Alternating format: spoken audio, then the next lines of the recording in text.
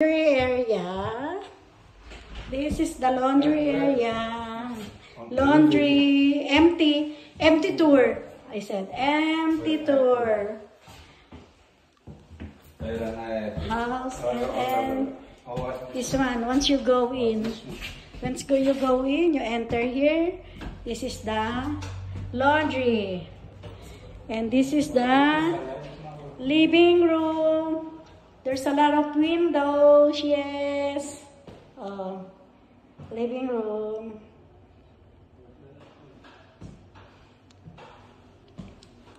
This one is fire heater. Here, windows again on the dining. Windows.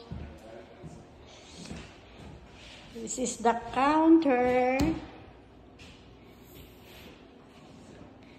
of the kitchen, the oven, gas range, faucet, dishwasher, the dishwasher,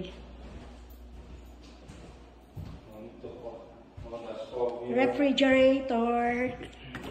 Empty yet, because we're not moving yet. Almost, we bring our stuff. The toilet and bath. Not yet. I have a big mirror.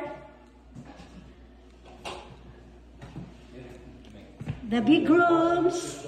Master bedroom. Yes, only my kids. Master bedrooms. Once we have put furnace already here, I can video again. Empty tour. This is for the soft tissue storage. This is the small room. The dresser, the dresser. All right, let's go.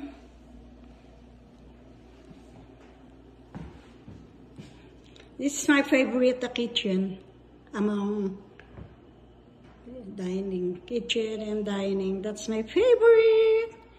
Yay! It's so big for us too.